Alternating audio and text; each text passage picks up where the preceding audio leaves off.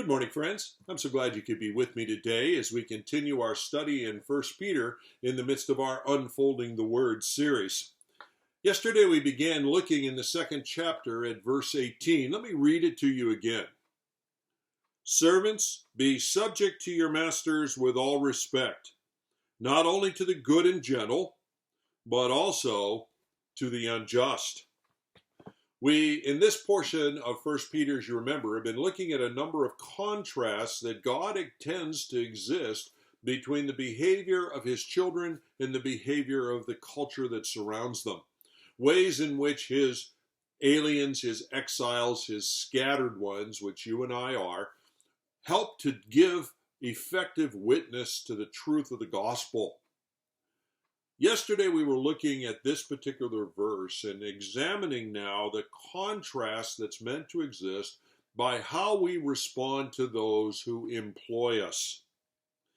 I spent quite a bit of time yesterday trying to help you understand why the Bible scholars see this word servant, the Greek word oketes, as paralleling the modern wage earner who goes and works for another and exchanges their hours of labor for wages or some other remuneration.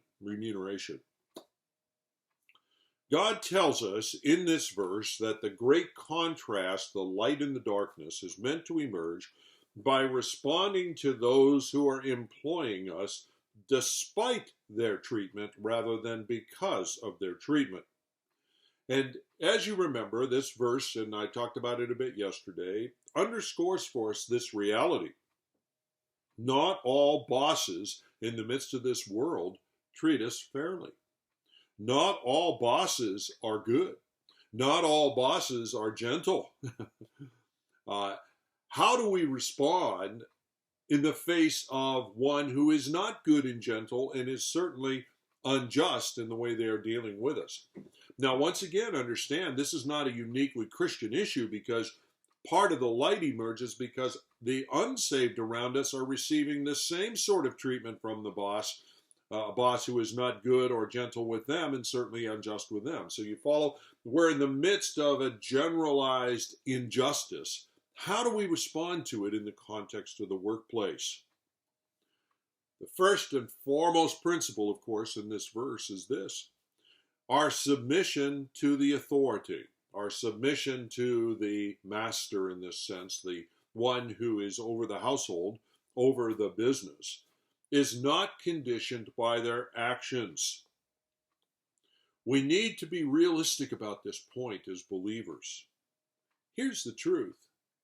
To be treated with honor, to be treated with respect, is a rare thing. And the fact of the matter is, submission is a seldom an easy response on our part, even when we're treated respectfully, even when we're treated justly.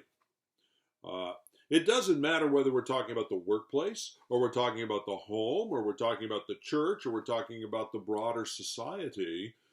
To respond with submission goes against the grain of the culture and goes against the grain of the training of humanity. Mankind is inclined to rebel against any authority. We talked a lot about this when we were talking about being submissive to civil authority, that mankind is just infiltrated with a resistance to authority. Most people, therefore, have to be coerced in order to submit. Certainly in the context of civil authority, that's the reason the police, the armies, and so forth exist. That's the reason the court systems exist. Penalties are possible because people must be pressured by the coercion to support. People, even in the face of coercion, tend to be disrespectful and hostile to authority. It's true of adults as much as it's true of young people.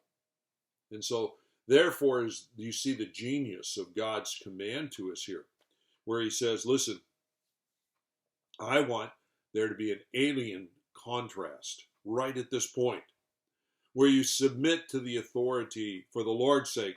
That was the rationale he gave us when we were doing it with civil authority. Now he says, in a sense, the same rationale exists here in relationship in the workplace. You do it for the Lord's sake. you work as unto the Lord, rather than as unto the employer. Here's the reality check for us. No matter how much I may pray about my work context, no matter how much I may ask for God to be at work in it, the fact of the matter is, it is going to be a rare, rare occurrence when we are treated completely justly in the workplace, when we are treated in a good and gentle manner by the people for whom we work.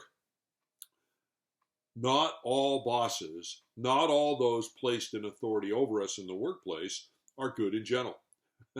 And certainly not all of them are just.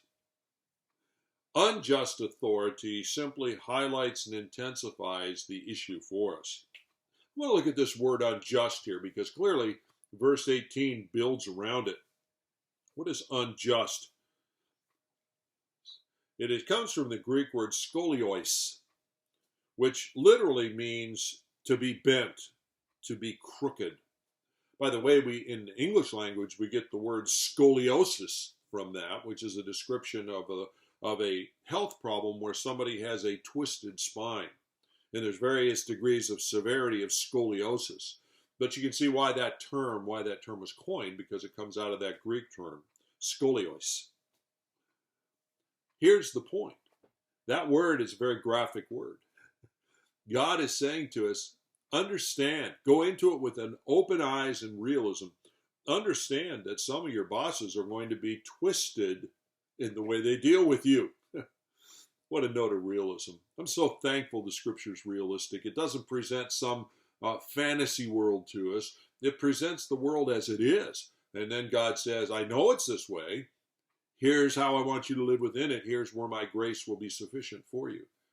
How useful that becomes to us. So God takes me aside and he says, Gary, I know that you're going to be dealt with in some twisted ways by the people for whom you work. And he tells you, listen, daughter, son, I know you're going to be dealt with in twisted ways at times by those for whom you work. However, God says, I want you to still submit and act respectfully toward the twister. How revolutionary. I want you to still submit to and respect the twister. Even when you're suffering in a way you didn't deserve. Even when the twister is doing things that twist their pay, twist their working conditions. Understand, I'm wanting you to respond in a different fashion. And I will use that response of submission as unto the Lord. And I will work in the context of that work world.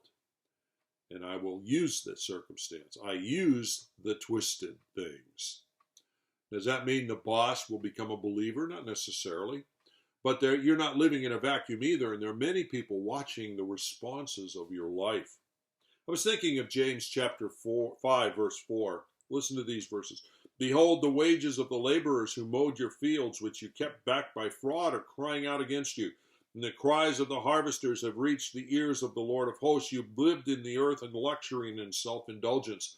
It's a challenge to the rich, and God is saying, listen, make sure you're not guilty of these kinds of activities, because many are. In fact, here's the summary of that James passage. He says, many of the bosses, the twisted ones, pay unfairly.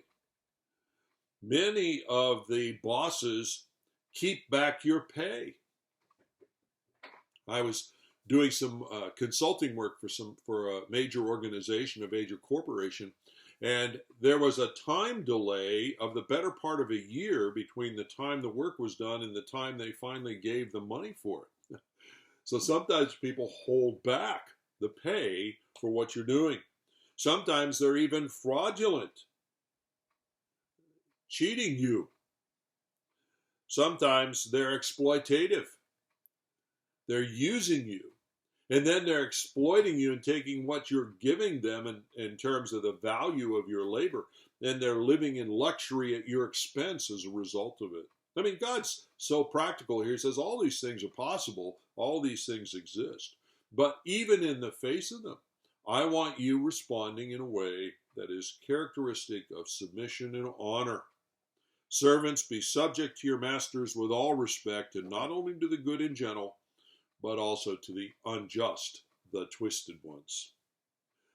Now, the next verses following this they're like a bridge from this. They take the injustice that can be seen in the workplace and they expand it to the broader questions of injustice in this world. And how do we face that suffering that emerges from such injustice? Join me then, won't you, as we continue to look at these alien contrasts. God bless.